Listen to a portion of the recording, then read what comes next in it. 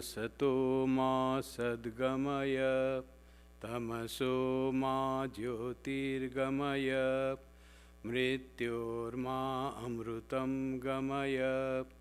Om Shanti Shanti Shanti. Om. May the divine lead us from the unreal to the real, from darkness to light, from death to immortality. Om. Peace, peace, peace.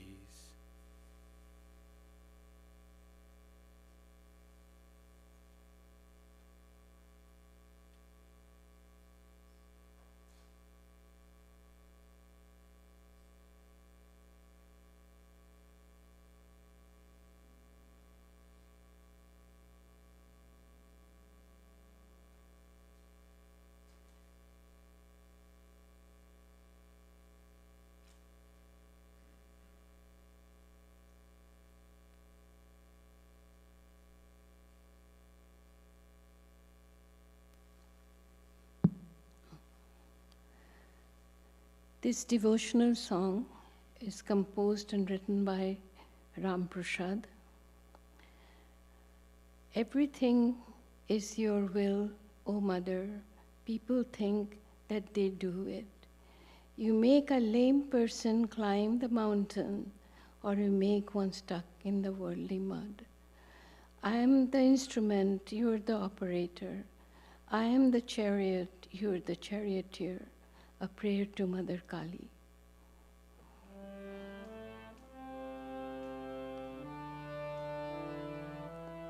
Shakuli tomari icha moi tara tumi tomar karma tumi karma loke bole koriya. Mi সকলি তোমার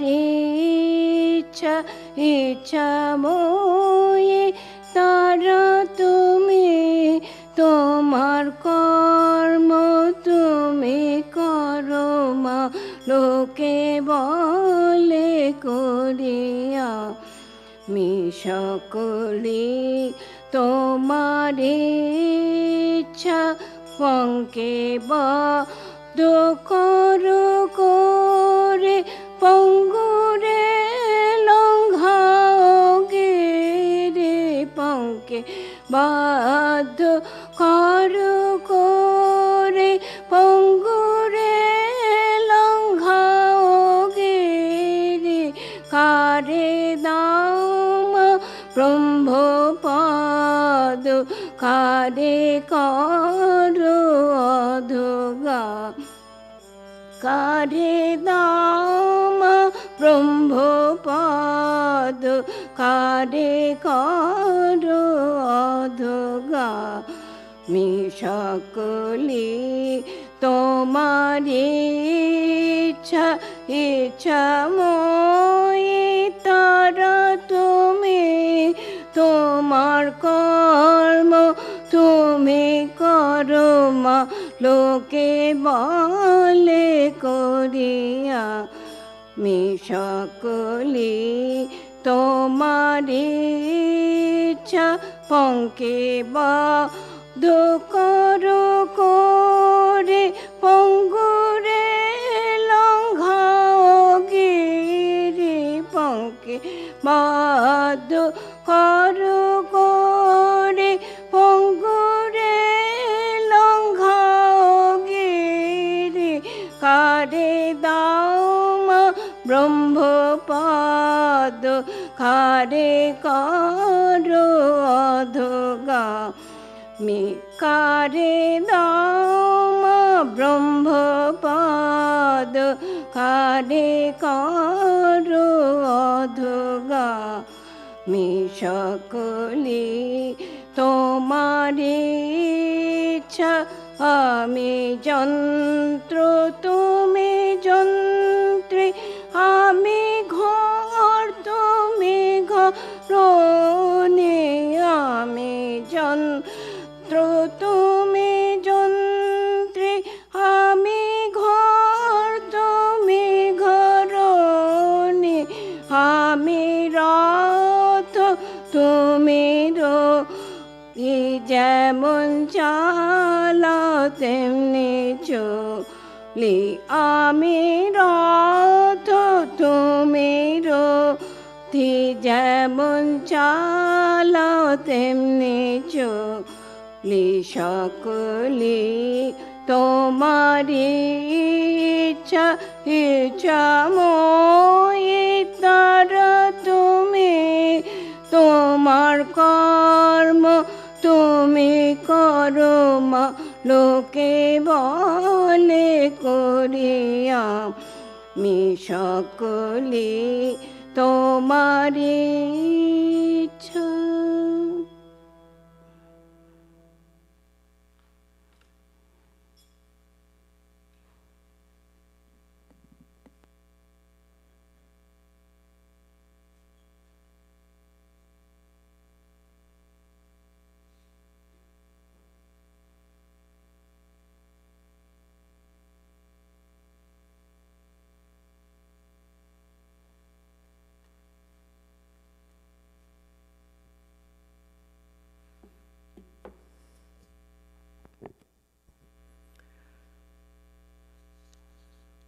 I'm reading from the complete works of Swami Vivekananda.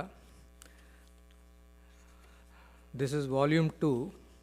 The chapter is Work and Its Secret, delivered at Los Angeles, California, January 4, 1900.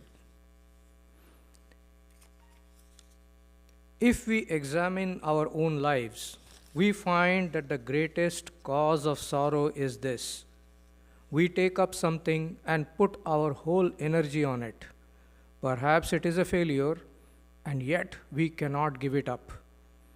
We know that it is hurting us, that any further clinging to it is simply bringing misery on us. Still, we cannot tear ourselves away from it. The bee came to sip the honey, but its feet stuck to the honey pot and it could not get away. Again and again, we are finding ourselves in that state. That is the whole secret of existence. Why are we here? We came here to sip the honey, and we find our hands and feet sticking to it. We are caught, though we came to catch. We came to enjoy, we are being enjoyed. We came to rule, we are being ruled. We came to work, we are being worked. All the time we find that. And this comes into every detail of our life. We are being worked upon by other minds, and we are always struggling to work on other minds. We want to enjoy the pleasures of life, and they eat into our vitals. We want to get everything from nature, but we find in the long run that nature takes everything from us, depletes us, and casts us aside. Had it not been for this, life would have been all sunshine. Never mind. With all its failures and successes, with all its joys and sorrows, it can be one succession of sunshine if only we are not caught. That is the one cause of misery. We are attached. We are being caught. Therefore, says the Gita, work constantly, work, but be not attached, be not caught. Reserve unto yourself the power of detaching yourself from everything, however beloved, however much the soul might yearn for it, however great the pangs of misery you feel if you were going to leave it. Still, reserve the power of leaving it whenever you want. The weak have no place here in this life or in any other life. Weakness leads to slavery. Weakness leads to all kinds of misery, physical and mental. Weakness is death. There are hundreds of thousands of microbes surrounding us, but they cannot harm us unless we become weak, until the body is ready and predisposed to receive them. There may be 1,000,000 microbes of misery floating about us. Never mind. They dare not approach us. They have no power to get a hold on us until the mind is weakened. This is the great fact. Strength is life, weakness is death. Strength is felicity, life eternal, immortal. Weakness is constant strain and misery. Weakness is death. Here is reading. Now a short period of meditation.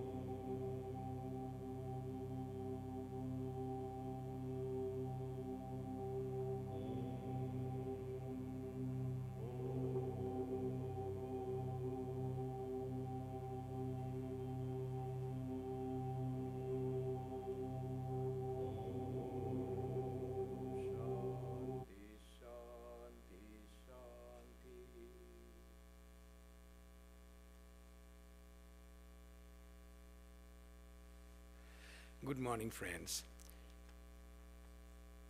Today the beautiful weather, white everywhere, snow, again back to cold, perfect, true north. Welcome to the white Canada. And today's topic is the practice of karma yoga. Karma yoga is such a thing, it doesn't complain anything. There's no scope for complaining against anything. Whatever happens in life, you accept it, you manage it, you adapt to it. So that is the practice of karma yoga. Because you don't desire anything and you love nature with all its variety, changes. External nature, internal nature. That to changing nature of our fellow human beings, changing nature within us. We try to keep our nature within control, to focus and direct it to certain goal. Others we cannot change, but we adapt to it, accept it, we forgive it, we forbear the things, forbear the nature, and that is the karma yoga. Karma yoga is not freedom from action, but freedom in action. It is very natural, realistic, and practical way of transforming ourselves. It is being mature in life, in thinking, in action, in relation, in behavior. Why karma yoga? Because every one of us has to do action. Without action, we don't live. We can't survive. We can remain alive. But action has its flaw in itself. It creates bondage. It creates bondage by creating samskaras. We get habituated to repeat whatever is pleasurable, that creates bondage. And also the action creates bondage in the way we get attached to the fruits of action. That is another dependence it creates. That is the nature of action, creating repetitive action of what is pleasurable to us, and also creating a type of attachment to the things that we like. And attachment is bondage, and bondage is suffering. So how to get rid of this bondage, this attachment, this clinging to this world, clinging to certain ideas, certain situation, certain very unrealistic thought that life will be always like this. When you are youth, then it will be always youthful, always positive, always something giving. You will have no suffering in life. You will never grow old. Such type of wrong thinking and attaching to such wrong thinking is the product of action, wild thinking, and immature living. You are immature if you don't realize what is the course of this life. So mature living is taught by Karma Yoga. Why Karma Yoga then? Because we cannot remain without action. Bhagavad Gita says, Nacha sanyasanadeva siddhim samadhigacchati nahi kaschit kshanamapi jatu tisthati karma kret. Nobody can survive without performing action anytime. All the time some action is going on. Night time we are sleeping, but still action is going on. We are active. Our heart is beating, blood is circulating, brain is working, dreaming is there. Even in dreamless sleep, body is working. Sleep mind might be at rest. But action is going on. In the waking world, we act through our muscles, bones, they're moving, we are acting with hands. But action is always there. We cannot remain living, survive without action. Because action is equated with the life process, that's why we have to find way out, how to become free while in action. The Karma Yoga is not freedom from action, but freedom in action. We act and we are at free. We lead our life as if we are leading now. But we understand the technique of work. That will make us free. We'll be doing the same thing that we used to do, which used to trouble us, give us all the trouble, bondage, attachment, all that would come.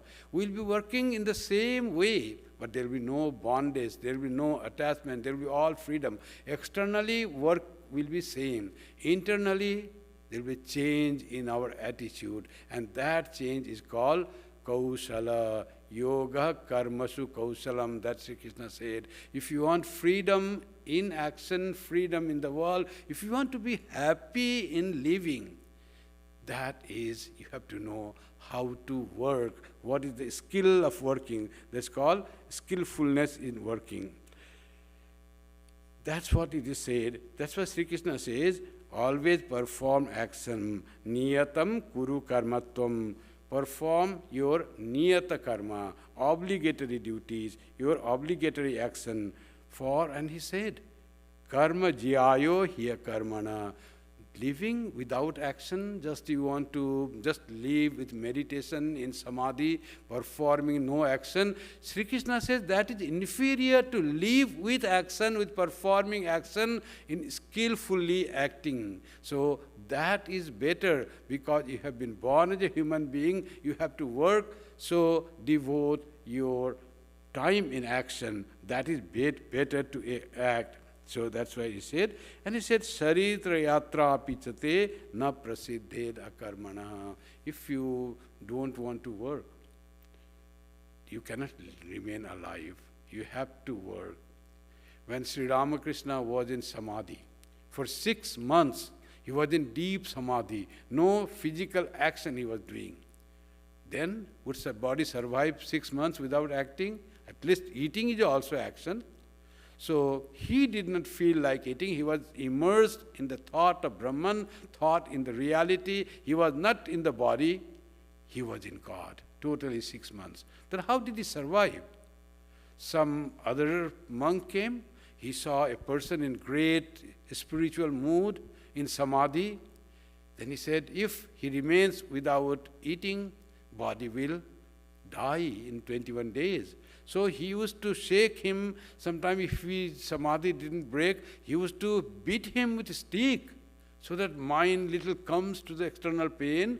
And he used to open, Sri Ramakrishna used to open mouth. Some food he would thrust in the mouth. Some of it will go inside, some will come outside. Whatever grains, whatever energy went, that made him survive 6 months.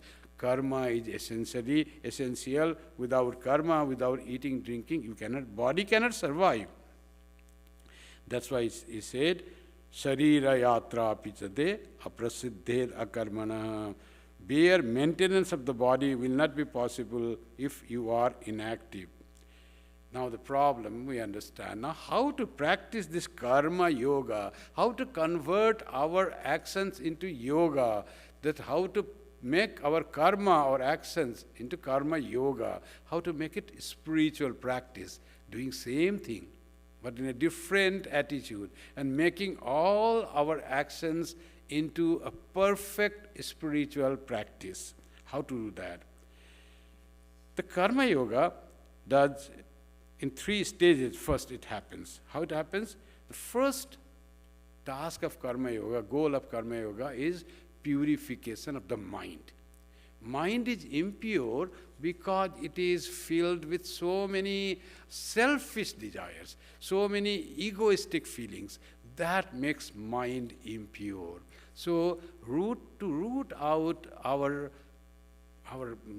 being gravitated into our ego, in our selfishness, is to look other way. Not only thinking of myself, but thinking about other. When we start thinking about others, feeling about others, then we start working for others. Then working for others, that's one great thing. It purifies our mind. What is purification of the mind? It becomes less self-centered. It becomes less ego-centered. And it starts thinking about the welfare of others, about the good of others, about others. More thought about others than about yourself. You start forgetting yourself. Swami Vivekananda says, the goal of all spiritual practices is self-abnegation. And the best for purification of the mind, best way and easiest way to forget ourselves is to perform karma yoga. Do the things for others, think about others, care about others. That will make you pure. That will purify the mind. That is the first stage of the practice of karma yoga. Sri Krishna says, anasakta karma phalam karyam karma karoti yaha. How to do that? Do your actions, all your actions, but anasakta, without attachment. What is the attachment?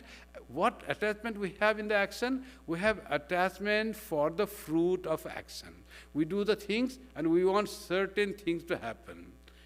That's why Sri Krishna in the Bhagavad Gita in Karma Yoga, 3rd chapter, says, Karmani eva adhikara. You have right to action. You are given, do this, perform this. You are a professor, work with the students, research, do the research. You are given to that. You have right to work as you feel, whatever profession you have. But karmanye vadhikaraste ma phaleshu kadachana. But you have no right to the fruits of action. Because I teach my students sincerely, so I should get the award of best professor of this university. That will be the fruit.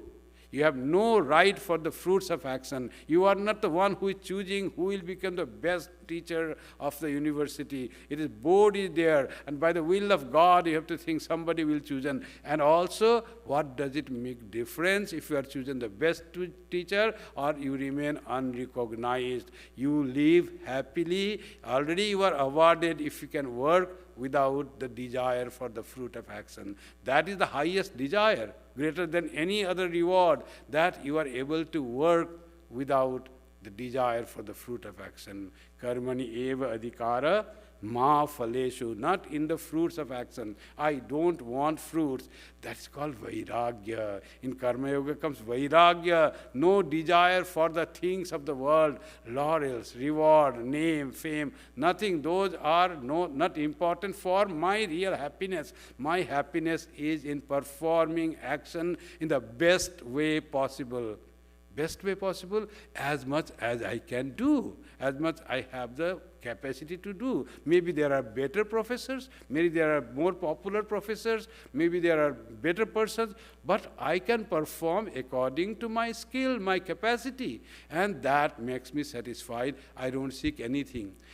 With this thought, jealousy also goes away. Not only you don't covet for the reward or name and fame, but no jealousy. You rejoice when your professor, your colleague of the university gets some high reward, Nobel Prize. You rejoice. One of my university professor is now Nobel laureate. As if you have got. No difference comes because you think more about others than yourself. You think about students, not about yourself, how I am going to be accepted, I am going to be thought of, but you think how my students can learn in a better way, what I can tell them so that they can become thoughtful person, they progress in having a new thought. That is your worry, that is your thinking to make others inspired, nothing to gain for yourself. That is what is called Karma Yoga. That's called anasakta karma, performing without any self-interest. And it says, asakto hyacharan karma param apnoti purusa. The debate came. Ultimate goal of spiritual realization is knowledge. So knowledge cannot be had by performing action. Action and knowledge are divided, divorced, they are not together. How then performing action you can have the supreme knowledge of your true self, you will realize the Brahman? But Sri Krishna says, that is not true. Performing your action, you can realize the highest. And he says, asakto hi acharan karma param apnoti purusa. You will attain highest, parama apnoti. You will attain highest realization by mere performing action. But that action should be asakta, without any sakta, without any attachment. Perform action with perfect detachment, you will attain the highest, says Sri Krishna. So this is how the purification of heart has been attained. The first goal of the Karma Yoga, purifying the heart. When the heart is purified, Jesus said, blessed are the pure in heart, attained. Purity of heart gained, you attain the goal of life. Blessed are the pure in heart, for theirs is the kingdom in heaven.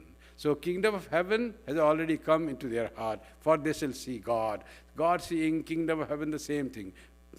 So blessed are the pure in heart, for they shall see God. So the second thing of performing Karma Yoga is transformation of unripe ego to ripe ego. Every action is performed with some ego. And ego are of two types. One is called unripe ego, that makes us arrogant, dependent on many things that are very temporary thing in us. So you are a very good student, highest scoring boy, high student in a grade 5. You see, you're proud, I am the brightest and best. But you don't realize there are so many schools. And you are here for today, bright and best, but what about in other sections, other classes in the same school? But you think you are the topmost in the world. So those are called unripe ego, immature life, childish person. So unripe ego, even when we are grown up, we have many unripe ego. I am to be respected, I am to be honored. People, certain idea, how should people behave with me, that I start thinking in mind and dictate that to others mentally. Whenever there is little flaw in their behavior, difference, not flaw, difference in their behavior than my expectation, I become unhappy. Oh, what type of that person did? Oh, that person laughed. That person smiled at me. Like that some other reason the person has smiled, but you take upon that because you think whenever you pass in front of that person, that should be serious. If possible, you will want that person to stand up and say, hello, good morning, but you cannot do that here in this democratic age, so at least you want it to be hello and look at him and pay attention. If they didn't do, they have not treated me well, they didn't say me good morning, they didn't say me thank you. One person said something he did, and they said, that person said thank you. After that, then went away. After that, that person was very unhappy who was told thank you. So why are you unhappy? You told thank you, that person did something to you. Oh, that person, another person didn't say me welcome, doesn't know the etiquette, doesn't know the behavior. They have to learn a lot, immature person. I said thank you and no response for that. That made that person unhappy because welcome was not said. Always ready to become unhappy in every situation. So if we are that, we are very immature. We are like that child, you have certain expectation from everything. So this is unripe ego. That ripe ego makes we are still egoistic as a human being, but we consider everyone as our friend. Do not expect anything from any other person. That is ripe ego. Nothing is there. You smiled, insulted, said something, made joke of you, fine. You rejoice in making joke of you. They say that's why the mature person is that who can stand or inspire others to make joke upon himself or herself. Doesn't matter. I'm also one of them. So you make joke about others, others make joke upon you. You make joke upon Newfie joke upon Ontarians. So what is there? So that should be the broad-mindedness, fun, joy. We call it nirdosha ananda, without any blemish. This is just fun, making fun. By saying something, you don't become that if some other person says that. One person said, if someone boss calls you and says, you idiot. So why do you become angry by just hearing the words? It's just a word. Suppose someone comes and becomes angry and says, monkey to you. And are you monkey have become, you become angry, red-faced, sweating, shouting, all this stuff. But analyze, have you become monkey? Look behind and see, have you grown tail? Nothing is there, no change has come. It is just a word, some vibrations have come, and that vibrations have come and gone. Just ignore such things which have no iota of truth in the words, and you remain same. So that is the maturity, that is the ripe ego, that no insult. You are not affected by the behavior of the world. World's behavior doesn't change you. It has no power to make you unhappy, make you frustrated. You are now mature. You can handle the world as the world is. Somebody praising, somebody insulting, that will always go on.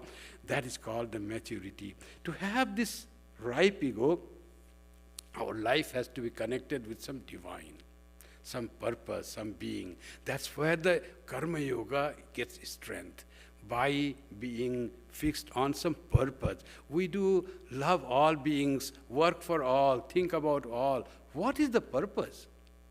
Purpose is, if you make the purpose based on little bhakti yoga, it becomes easier to work that way, otherwise it is difficult. There are two ways that karma yoga can be practiced. One is based on jnana yoga, when you know that you are not this body, mind, thinking, thought, nothing is you. I am none. Mano buddhi hankara chittani naham. I am not mind, I am not buddhi, I am not limbs, I am not body. I do not work. I am Chidananda Rupa Shiva, Shivoham, Shivoham. I am that blissful self which doesn't work. It is the blissful witness consciousness, always there. That is the best on karma yoga. Your body works, your mind works, your speech works, but you do not work. That is how one can perform karma yoga in one way. Another way to perform karma yoga is based on bhakti yoga. That I am a child of God. And God is the one who makes me work, who makes my body, my thought, my mind, my limbs, all my speech make work. And when I work according to the will of God, according to what God is pleased, then I am doing karma yoga. Not for yourself. You don't seek any fruits. You want what you want? You want one thing. You want God to be pleased with you. Your connection to be God, with the God becoming strengthened. And that is the karma yoga which transforms our unripe ego to ripe ego. Sri Krishna says in the Bhagavad Gita, Mam anusmara yuddhacha. You remember me, O Arjuna, and fight. Fight always putting your mind upon me, without considering whether you will be victorious or you will be defeated, whether you will remain alive or you will die after the battle, doesn't matter at all. Just remember me and fight. I am the one who gives you either life or death, either victory or defeat. It is me who give you, you don't give. Your right is only to fight skillfully. Fight skillfully means not the skill of karma yoga, skill of your archery. That you have the thing, whatever you learned, write and fight. The result is upon me. Don't worry for the result. That's why he said, Mam anusmara, remember me always, and yuddhyacha, and fight. Perform all the actions of life remembering me. Don't be separated from me. Always put me in your thought and always think I am with you. To please me, perform your action, and that becomes karma yoga. That is the transformation of unripe ego to ripe ego. Life of law has to transform into life of love. Life of law is we perform action, we want something in life, but if love is not there, so it is self-centeredness, frustration, all expectation, all those comes. But if it is done with love for the action, for others, for God, then we live in the life of love. That is what is transformation of unripe ego into ripe ego. Ripe ego connects us with all as others are our own people. Unripe ego separates us from other beings. So this separatedness should be transformed into connectivity with all.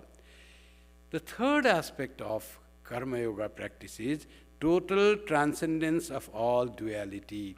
When we start working in that way, slowly this ripe ego also becomes very ineffective ripe ego. We forget about it. That is what the ultimate ripe ego is. As they say, ripe ego, like the ripe fruit, it is very juicy, it is soft and sweet. Personality becomes sweet. But you are not doing that for just to make yourself pleasant to others, but to please God is your thing.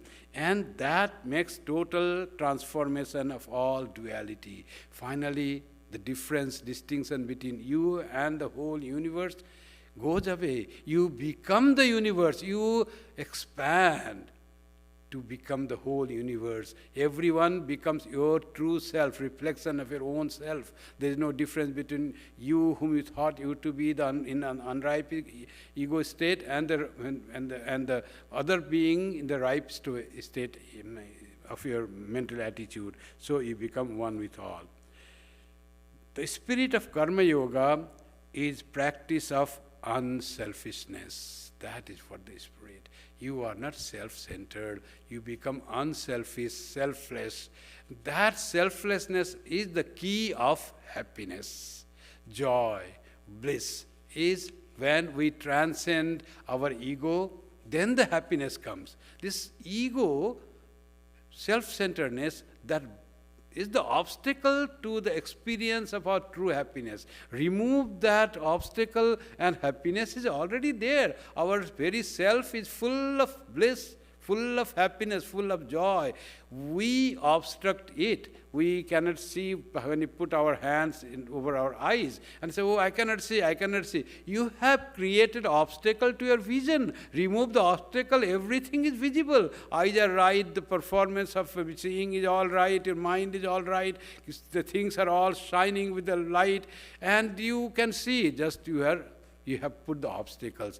Remove the obstacle of attachment, and then you can see the happiness coming to you, flowing into you. Everything will be so blissful to you. So the thing is, this selfishness should go and unselfishness should prevail. Karma yoga does not attempt to radically change a person's inner disposition, but rather encourages to perform his duty. So not that I will sit in meditation and get into meditation. When I go, I was a normal human being. When I come back, I'm a wise person who knows the reality, who has the experience of Brahma Jnana. It doesn't seek that way.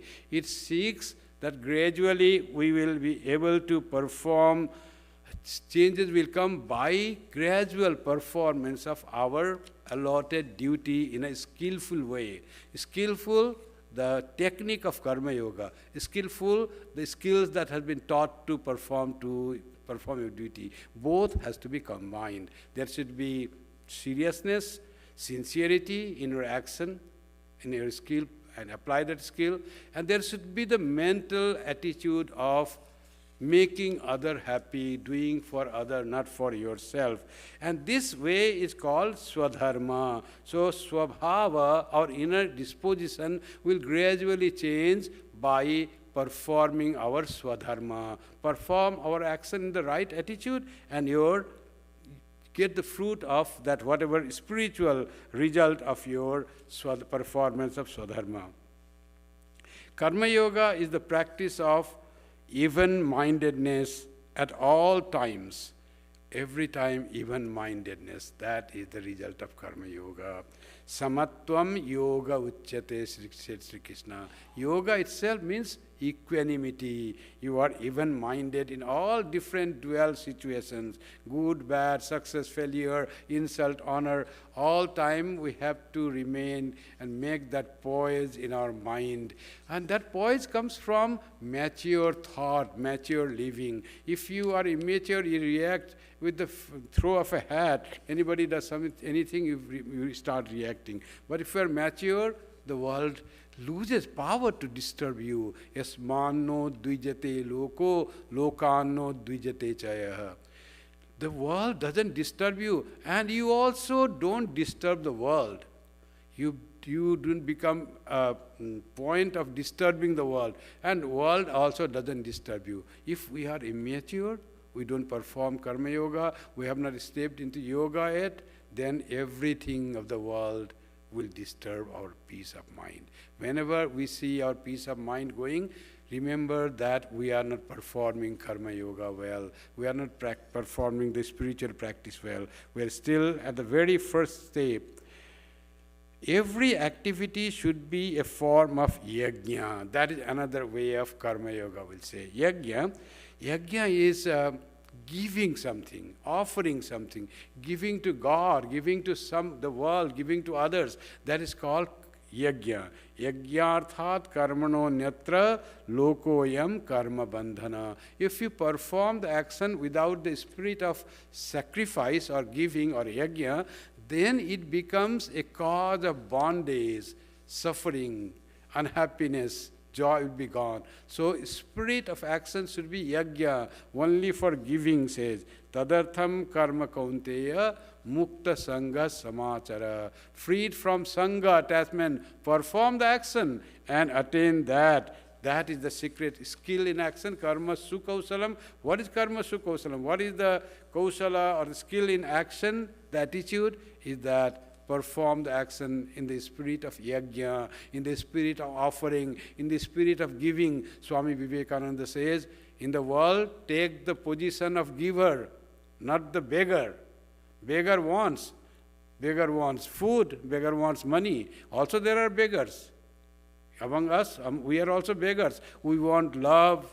Give me love, give me respect, give me honor. This is also beggar. We are exactly like that. People who are homeless, people want some money. Give me 5 cents, give me $1, give me Tim Hortons coffee. We say, give me honor, say me good words, show me respect. This is also equally begging, Swamiji says. Swami Vivekananda says, in the world, take the position of giver. If you have to take the position, give honor to them.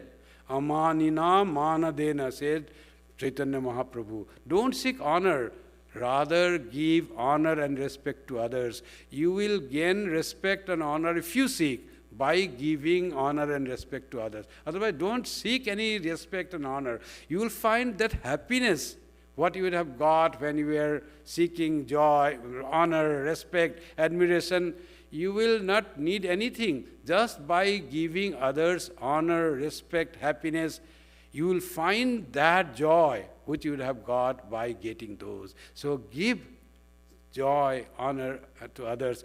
That is the spirit of Karma Yoga. Sri Krishna also said that by Karma Yoga alone you can reach highest, he said. Are there examples? Because that was the tradition of another branch, Jnana Yoga, that you have to have the knowledge of Brahman. How will you be perfect? Sri Krishna said, no, karmanaivahi samsiddhim. And then he said, asakto yacharan karma paramapnoti purusa. Unattached work, you get the highest. Are there examples? Yes. Janaka is one example, who ruled over the kingdom, and he was a perfect jnani. This is how he combined mamanusmara yuddhacha. He had perfect knowledge. The self is not working. Body, mind, thinking, intelligence, all working and running the country, whole administration, detached from the work and the results, yet performing everything with all full concentration and full details of thing. Wonderful running. Are there, Sri Krishna says, Janaka Daya. Other persons are also there, Janaka and others. Are there other examples of Karma Yoga and getting perfection? Yes, in Mahabharata itself, there is a story of butcher. He was a butcher and hunter. Earlier time, butcher, they used to hunt in the forest, kill animals, and bring this meat and sell in the market. Very, supposed to be very lowly job in the hierarchy of that society. Butcher. And that butcher was the perfect knower of Brahman. Yet he was performing the same action, hunting the animal, bringing that, cutting that into pieces, selling to the people. Yet he knew that his body, mind, thinking, skill was working. He was detached from the result of his action. Yet he was fully devoted to the action, to the duty. Swadharma he never gave up. And his swabhava, his inner disposition was attached, always connected to the divine knowledge. That's how the examples of getting freedom from karma, karmanaivahi samsiddhim. Another example is the example of household lady that we know in the story in Mahabharata that Swamiji says. She was just taking care of her husband, no spiritual practice. But she was such a knower, she could read the mind of the person, of a sannyasi who was angry because he was doing little late. He was the honor seeker. No, I am a sannyasi, a great dangerous thing, holier than thou. This glory, ego of holiness, that is dangerous ego. And that person had that, he had got something. What happened? He had was sitting under the tree after tapasya, and some leaves or something threw on his body. And he looked up, what was there? Who is disturbing him? And he saw one bird was there. He looked very angrily. The bird died. Just by his look, what type of yogi he was. Yogi doesn't have any harm to that, but instead of feeling sad, he felt very happy. Oh, I have got such power that my angry look can burn to ashes the bird, anything. So I have got power of anger. What is there? Anger should be totally gone. Akruda, krodha esa, kama esa, krodha esa, rajo guna samudbhava, mahasano, mahapapma. They are the great devourers of all peace and happiness. They are the sin. The krodha, he forgot all that. He was so glorifying. Went and knocked the door, wanted some food, and lady was busy serving her sick husband, and she said, wait. Yes, he was not coming. Then lady says, after a few minutes inside, oh, sadhu, oh sannyasi, oh monk, don't think I am that bird and you can burn me. I am serving my sick husband, that's why a little late.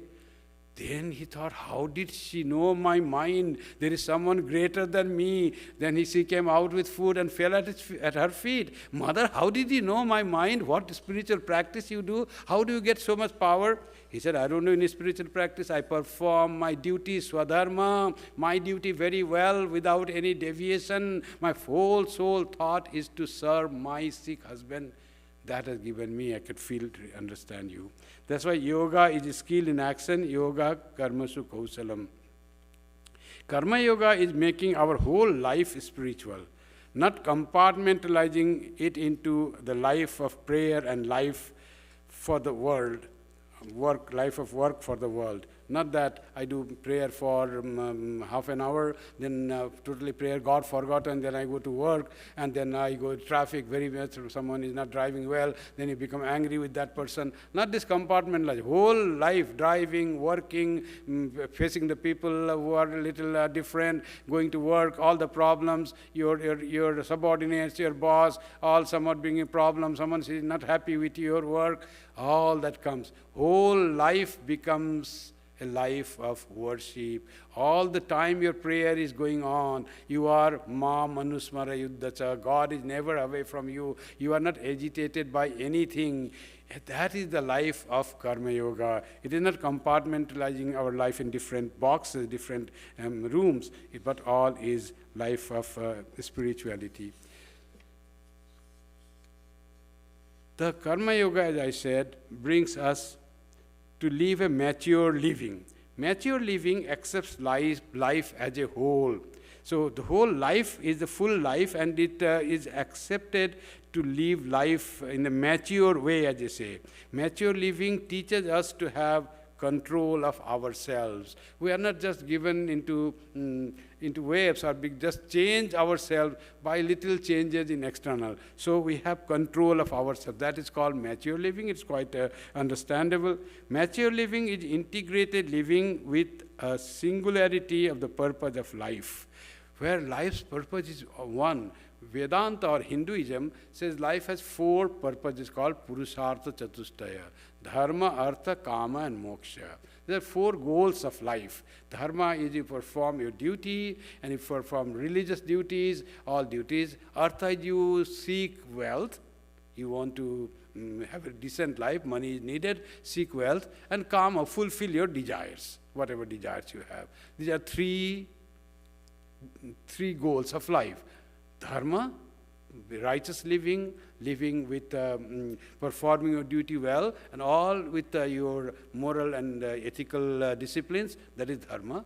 Artha, you earn wealth. Kama, you fulfill your legitimate desires. But there is a 4th goal called moksha. Dharma, artha, kama, moksha. But this Karma Yoga says your goal should be attuned to moksha. All these 3 other goals should be attuned to moksha, ultimate salvation, ultimate gaining the knowledge of reality, ultimate that blissful state, how to gain. That should be focused on that. The singularity of purpose of life is to attain moksha, to become free from all the bondages. Practicing even-mindedness in pain and pleasure, success and failure is called mature living. Mature living is sincere, honest, and frank. It is neither defensive nor aggressive. It is very nice. You are good to everyone, and you are not very reactive in small situations. Mature living is conscious and creative, always anxious to learn. Always you want to know something. Sri Ramakrishna used to say, Jabad Bachi Tavat Sikhi. Who is saying that? Brahmagyani, who has attained all Brahmas, all Tantras, all Bhakti Shastra, all Vedanta, who has attained. Then he said, Jabad Bachi Tavat Sikhi. As long as I live, so long do I learn. So every learning is one important for him. Those who he knows the Brahman, knowledge of Brahman he has, that is called mature living. Always you are eager like a child to know the things. Never says, oh, I know this, oh, you keep quiet. Somebody wants to speak something. Often in immaturity we say, oh, I know. Before that person wants to tell you something out of joy, listen that 1 minute, 2 minutes, just have the patience to listen what you already know and say, oh, is that so? Just give him an opportunity to be happy to share his thought. You say, no, I know that, and you start jump and start saying that what you know, and depriving him of or her of her joyful expression of thought that person has that. So that is not the mature life. Mature life is accepting others, giving joy to others. Mature life is conscious and creative, always anxious to learn. Mature life is free from all dependence. Our life, if you say, we are always dependent on everything. We are dependent, this very life is dependent on food, shelter, on situations, but mature life is independent. Independent of what? Independent of our soul. Our mind should not depend on anything. Body is dependent, no doubt, but mind should not be dependent even upon the body. If body is not there, what will happen? One day body will not be there, still you will be there. Body will be gone. It will be buried or cremated or given into water, whatever way it is disposed, it is disposed. But you will be there. No fear of death. This no fear, freedom from all dependence. Mature life is marked by forbearance and adaptability. You are able to adapt to all the situations. That is called mature living. Swami Adiswaranandaji in 4 yogas describes it beautifully. There are on Karma Yoga, there are 3 chapters, philosophy of Karma Yoga, and the practice of Karma Yoga, and obstacles to Karma Yoga. Beautiful book, 4 yogas. So from that is a mature living. There are many more points. At the end, I will read from Swami Vivekananda, and they will close. I'll close. On Karma Yoga. The whole gist of this teaching that you should work like a master and not as a slave. Work incessantly, but do not do slave's work. Do you not see how everybody works? Nobody can be altogether at rest. 99% of mankind work like slaves, and the result is misery. It is all selfish work. Work through freedom. Work through love. The word love is very difficult to understand. Love never comes until there is freedom. There is no true love possible in the slave.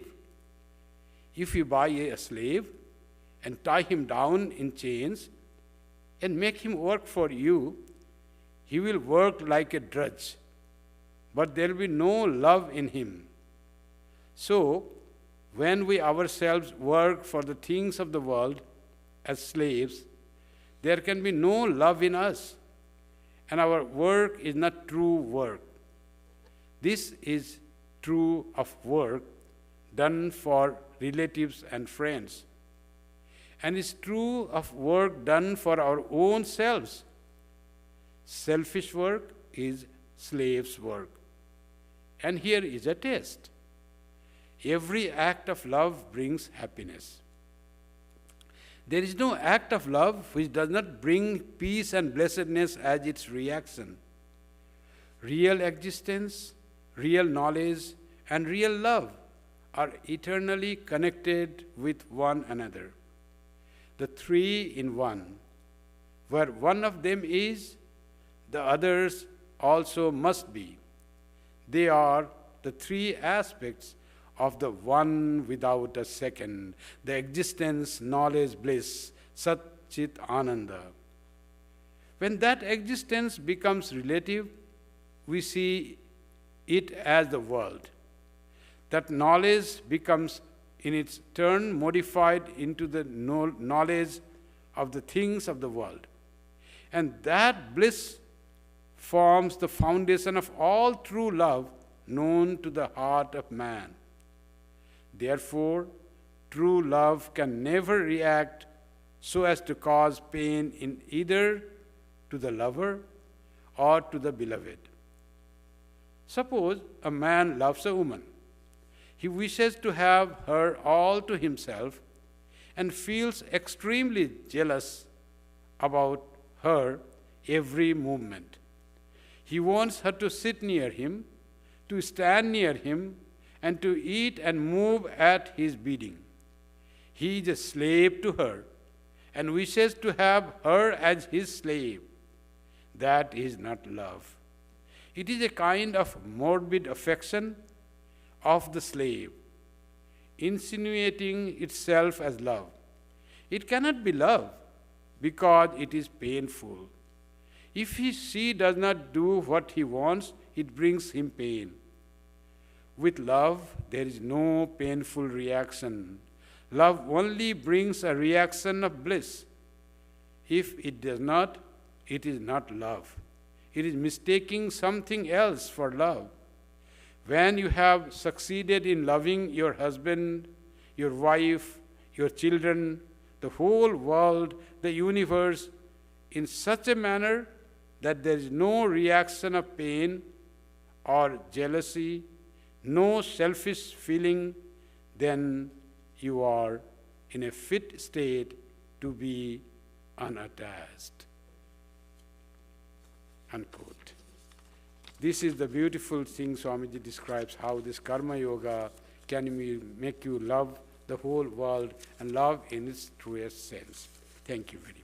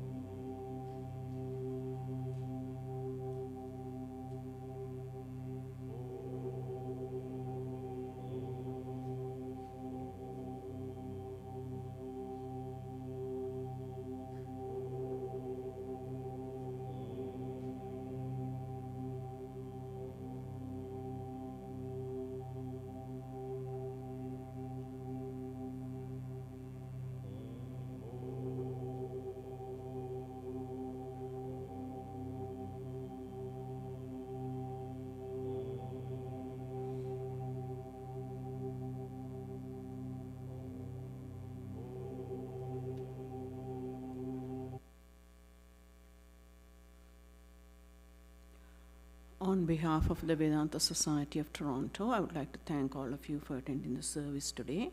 Now for some announcements of our upcoming events.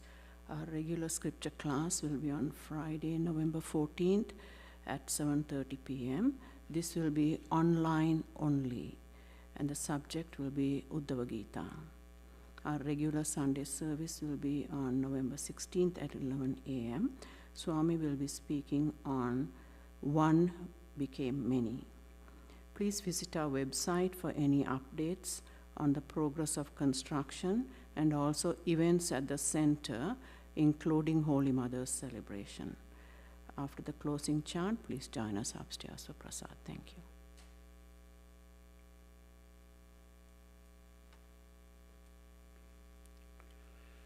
Om Shanti Shanti Shanti Harihi Om Tat Sat Shri Ramakrishna Arpanamastu. Jai Shri Guru Maharaj Ji Ki Jai. Jai Mahamai Ki Jai. Jai Swami Ji Maharaj Ji Ki Jai. Jai Ganga Mai Ki Jai. Jai Bhagavan Buddha Ki Jai. Jai Isha Musha Ki Jai. Sarvastaratu Durgani Sarvo Bhadrani Pashyatu Sarvasad Buddhimapnotu Sarvas Sarvatra Nandatu. Hari Om Tat Sat. May all be freed from dangers. May all realize what is good. May all be actuated by noble thoughts. May all rejoice everywhere. Om, peace, peace, peace be unto us all.